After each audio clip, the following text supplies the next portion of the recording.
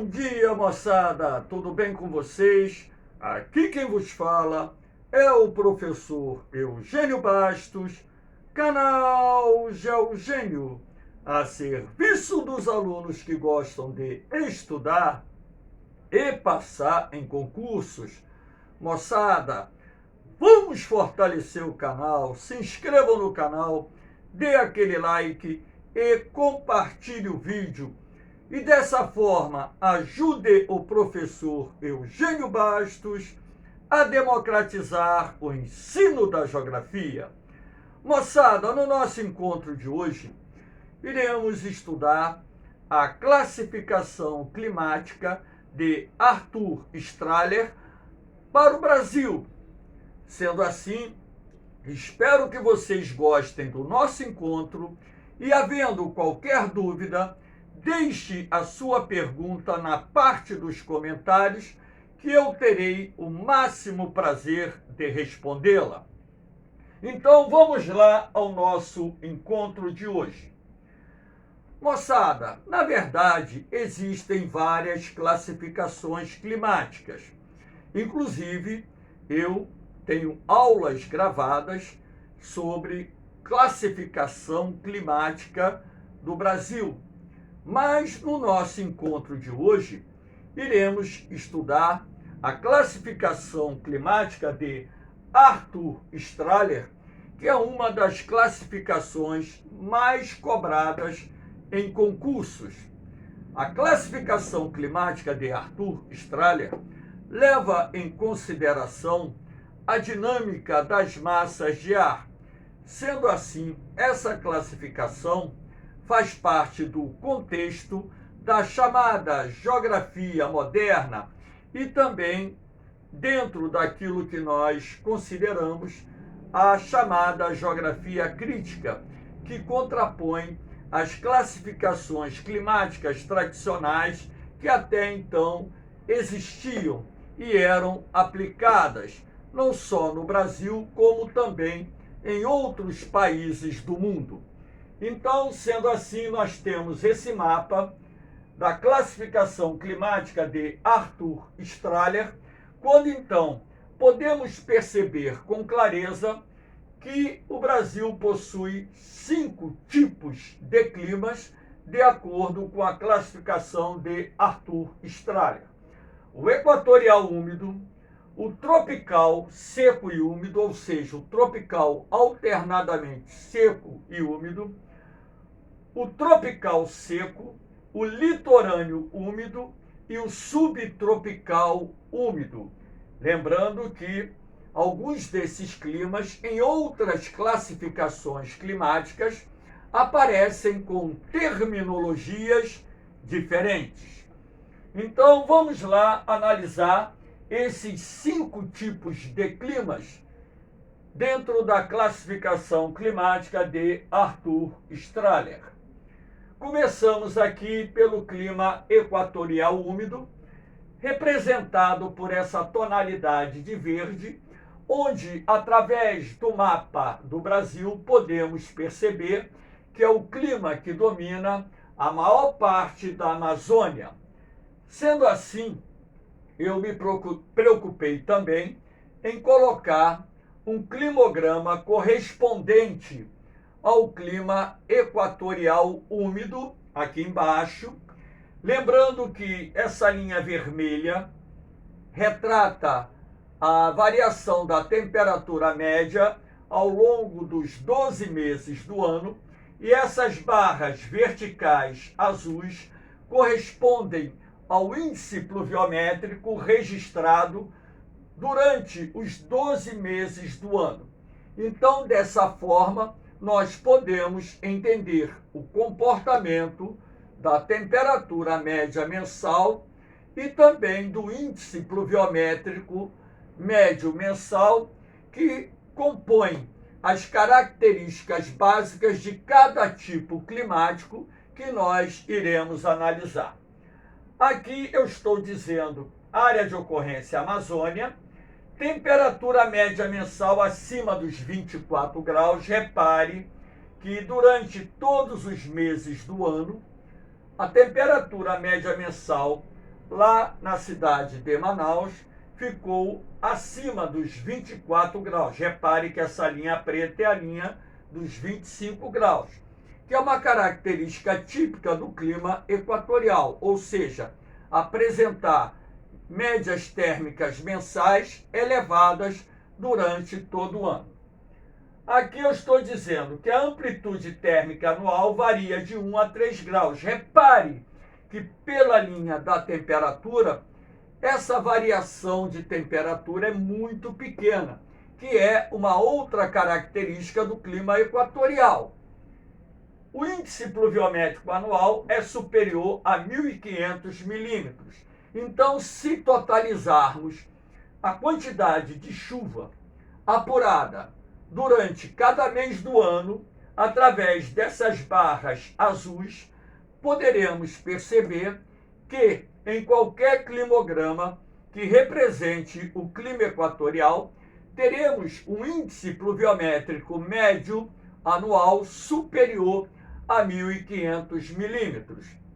Professor, por que chove tanto na região equatorial, nos domínios do clima equatorial úmido? Isso se deve, primeiro, à ação combinada do calor e umidade. Calor e umidade são os ingredientes para a formação de nuvens de chuva.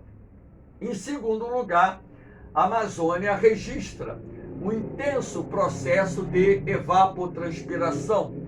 Basta lembrar que esta região é recoberta pela extensa floresta amazônica. Sendo assim, o processo de evapotranspiração, que resulta da ação combinada da evaporação da água contida no solo, rios e lagoas da Amazônia, com a transpiração das plantas que compõem a floresta amazônica, contribui para que a umidade do ar seja bastante elevada na região. Além disso, a Amazônia está sob a influência direta de duas massas de ar quentes e úmidas. A massa equatorial continental, que se forma aqui na Amazônia Ocidental, mais precisamente no noroeste do Amazonas, e a massa equatorial atlântica, que vem do Atlântico Norte e que também traz calor e umidade para a porção oriental da Amazônia.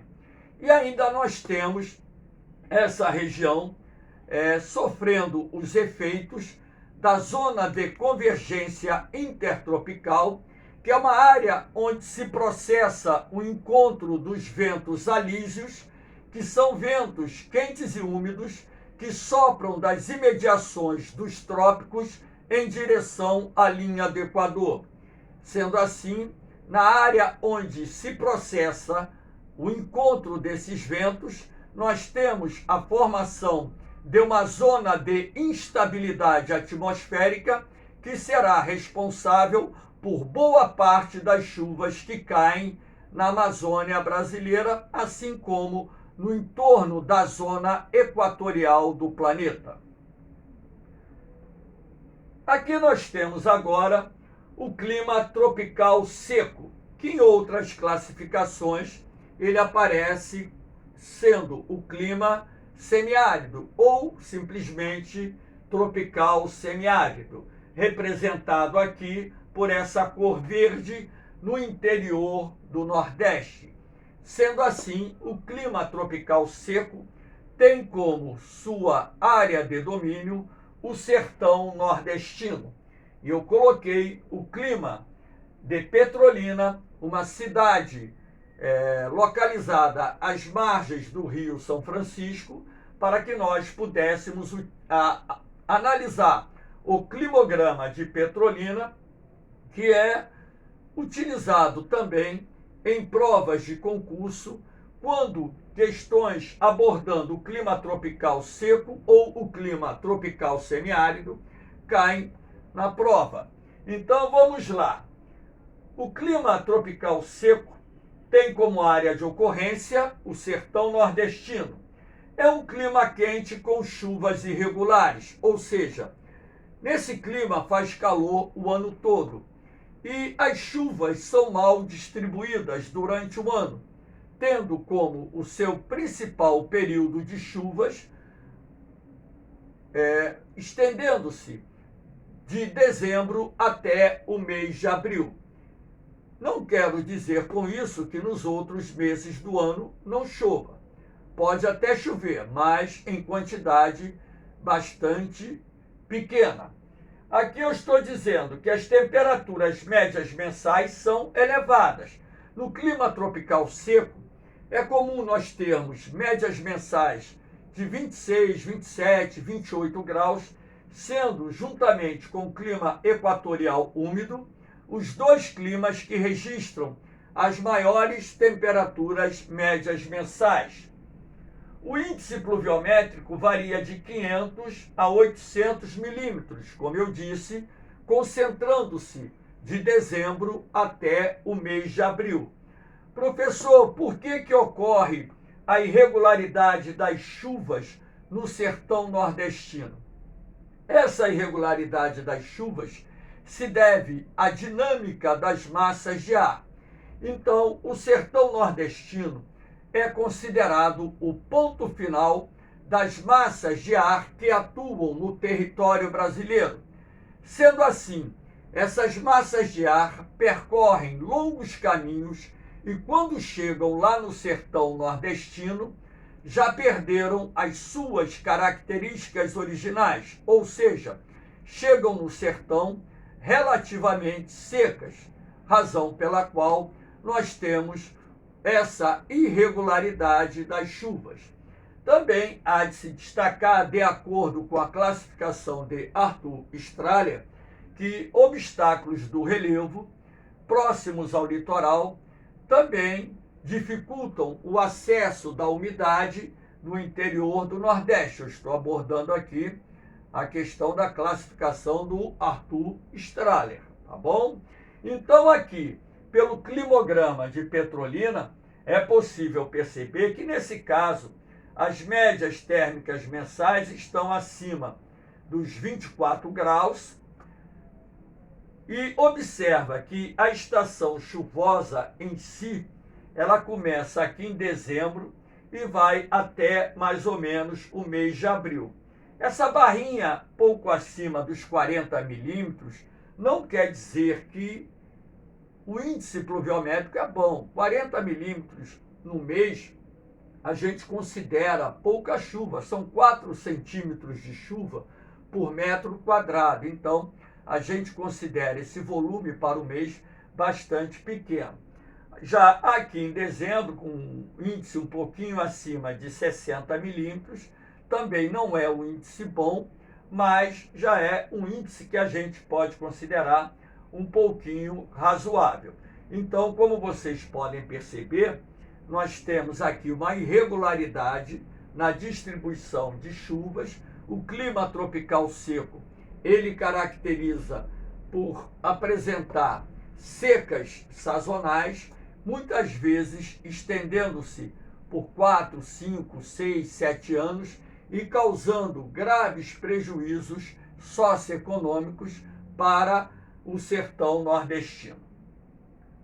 Aqui nós temos o clima tropical seco e úmido, que em alguns livros aparece com outra terminologia: clima tropical continental, clima tropical subúmido, clima tropical semiúmido.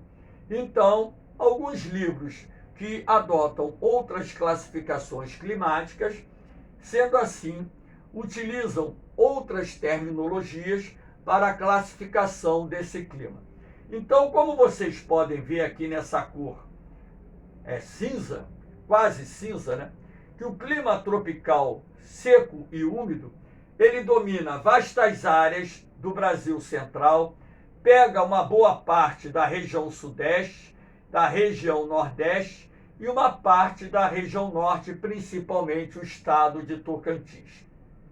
Esse clima apresenta duas estações bem definidas: o verão chuvoso e o inverno seco. Ah, professor, por que o verão é chuvoso? Porque durante os meses de verão, os ventos quentes e úmidos da massa equatorial continental avançam em direção ao centro-sul do Brasil, deslocando as nuvens de chuva da Amazônia para essa região. E também a massa tropical atlântica, ela consegue injetar umidade no interior do Brasil durante os meses de verão. Então, essas chuvas que ocorrem em boa parte dos domínios do clima tropical seco e úmido resultam ou da ação da massa equatorial continental ou da ação da massa tropical atlântica, que são os dois sistemas atmosféricos que mais contribuem para a ocorrência das chuvas na região. Ah, professor, por que o inverno lá é seco? Porque durante o inverno, os ventos quentes e úmidos da massa equatorial continental não se deslocam até o Brasil central. Eles avançam em direção ao norte e noroeste da América do Sul. E também os ventos da tropical atlântica perdem umidade durante os meses de inverno, uma vez que a temperatura do Oceano Atlântico ela diminui, razão pela qual teremos uma menor evaporação e, consequentemente, uma menor umidade do ar. Então, quando esses ventos da MTA chegam no interior do Brasil no inverno, são ventos relativamente secos que irão gerar uma estabilidade atmosférica, reduzindo assim a probabilidade de ocorrência de chuvas na região durante os meses de inverno. O índice pluviométrico anual oscila em torno de 1.500 milímetros. É o índice médio. Claro que existem áreas onde nós teremos um índice menor, assim como teremos áreas onde esse índice pluviométrico será maior. De acordo com a classificação de Arthur Strahler, a temperatura média mensal para os domínios do clima tropical seco e úmido fica acima dos 20 graus, ou seja, oscilando entre 20 a 28 graus. Aqui nós temos o climograma de Cuiabá, onde é possível perceber com muita clareza que esse clima alterna duas estações bem definidas, o verão chuvoso e o inverno seco. E por aqui você pode perceber também que a linha de temperatura está acima dos 20 graus, caracterizando dessa forma o clima tropical seco e úmido. Aqui nós temos o quarto clima. Deu uma pulada aqui, vamos lá. Que é o clima litorâneo úmido. Em outras classificações, esse clima aparece com o nome tropical úmido. Você vai perceber que esse clima ele se estende do litoral oriental do Nordeste, ou seja, do Rio Grande do Norte, até o litoral da nossa região Sudeste, pegando aqui o litoral do estado do Rio de Janeiro. Sendo assim, esse clima é um clima quente e úmido, que apresenta como principais características temperaturas médias mensais acima dos 20 graus. Repare aqui o climograma de Salvador. A temperatura média mensal acima dos 20 graus. É uma característica típica desse clima. Essas médias térmicas, elas podem oscilar acima dos 20, 23, 24 graus, dependendo da latitude. O índice pluviométrico anual é superior a 1.500 milímetros, da maioria das regiões. Aqui no município do Rio de Janeiro, onde eu moro, esse índice pluviométrico é mais baixo, fica em torno de 1.076 milímetros por ano.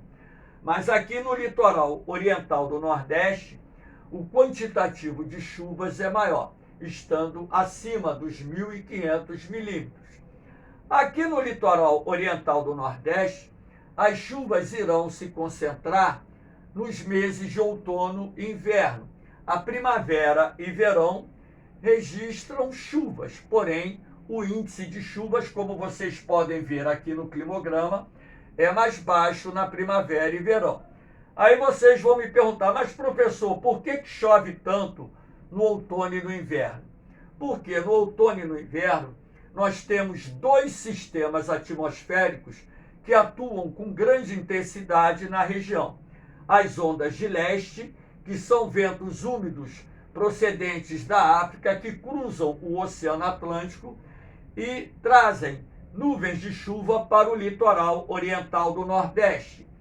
E também no outono e no inverno nós temos o período de maior incidência das chuvas frontais, que resultam do encontro da massa polar atlântica, fria e úmida, procedente do sul do continente, com a massa tropical atlântica quente e úmida.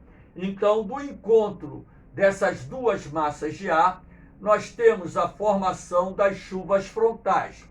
Como a MPA, ou seja, a polar atlântica, é mais ativa no outono e no inverno, é nessa época do ano em que temos maior incidência das chuvas frontais, ou seja, do encontro da MPA com a MTA. Época em que a MPA pode chegar lá em cima no litoral oriental do Nordeste. É por isso que as chuvas se concentram mais aqui no outono e no inverno. Isso, inclusive, já caiu no Colégio Naval, já caiu na SpaceX, já caiu em vestibulares, enfim. Aqui nós temos o último tipo de clima, que é o subtropical úmido, representado pela cor magenta. Repare que esse clima abrange a região sul do Brasil, o sul do Mato Grosso do Sul, boa parte do estado de São Paulo, pega o sul de Minas Gerais e, de acordo com esse mapa, chegando até ali, pegando um pedacinho do sul do estado do Rio de Janeiro. Então, dentro da classificação de Arthur Strahler, porque outras classificações climáticas indicam que o clima subtropical não pega toda a região sul, norte do Paraná fica de fora, mas pega o sul do Mato Grosso do Sul e o sul de São Paulo. Nós estamos falando da classificação do Arthur Strahler. Então, esse clima chega até a região da Serra da Mantiqueira, lá em Minas Gerais. Então, o clima subtropical, ele tem como principais características aqui, ó. As temperaturas médias mensais encontram-se acima dos 10 graus durante todos os meses.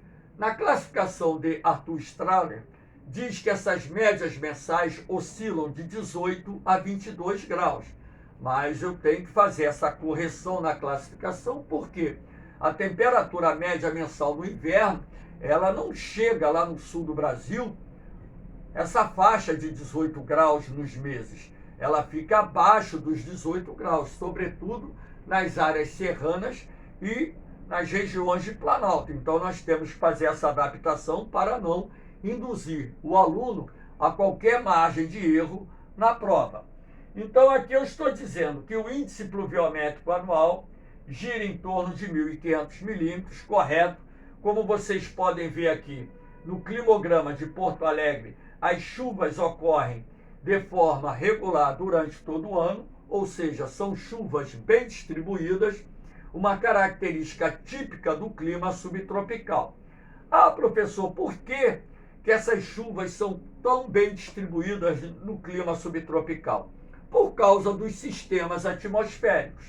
O sul do Brasil é a região geográfica mais exposta à ação da massa polar atlântica, que em combinação com a massa tropical atlântica provocam a formação de chuvas frontais. Aqui no Paraguai, durante o ano, em diversas ocasiões, nós temos a formação de um centro de baixa pressão, denominado Baixa do Chaco, que também transfere instabilidades atmosféricas para a região dominada pelo clima subtropical. E no verão, nós temos os rios voadores, os corredores de umidade, derivados da massa equatorial continental que chegam a atingir áreas do sul do Brasil. Então, como a região sul do Brasil ela é submetida a sistemas atmosféricos muito ativos que provocam instabilidade, isso irá explicar o porquê de tanta chuva na região sul e o porquê dessas chuvas serem regulares nessa região.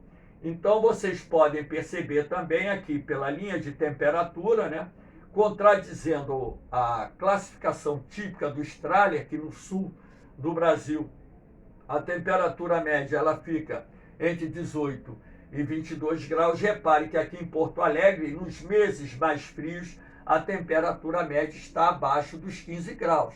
E nos meses mais quentes, acima dos 22 graus. Então, é bom que a gente faça essa colocação para que vocês não se prendam tanto nessa questão dos índices que são indicados por climatologistas quando estabelecem uma classificação climática. Nós temos que levar em consideração que existem um conjunto de fatores climáticos que alteram esses padrões, mas a gente tem que ter uma referência, a razão pela qual esses índices são citados nos livros, para que tenhamos esse referencial a respeito de cada tipo de clima.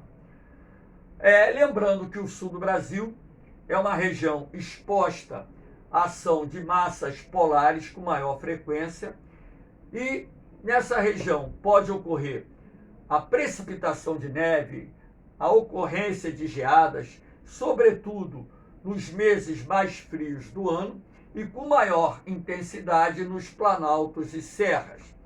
Moçada, espero que vocês tenham gostado do nosso encontro.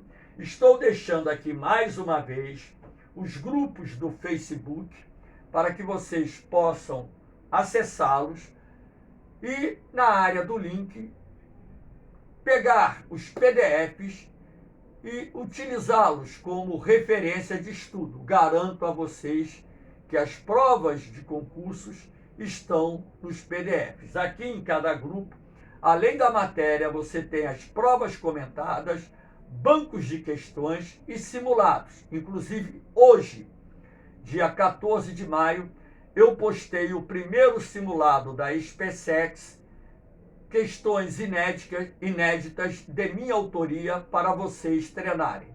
Amanhã, dia 15 de maio, eu vou gravar o gabarito desse simulado para que vocês possam fazer a correção e tirar as suas dúvidas. Valeu, moçada? Eu só peço que vocês ajudem a divulgar esse trabalho, lembrando que o meu canal não é monetizado, não tem fins lucrativos e tudo aquilo que eu faço por vocês, para vocês e com o objetivo ajudá-los a realizar os seus sonhos, que é passar nos concursos e seguirem uma carreira profissional, venha ser ela na área militar ou venha ser ela na área civil, com muito sucesso.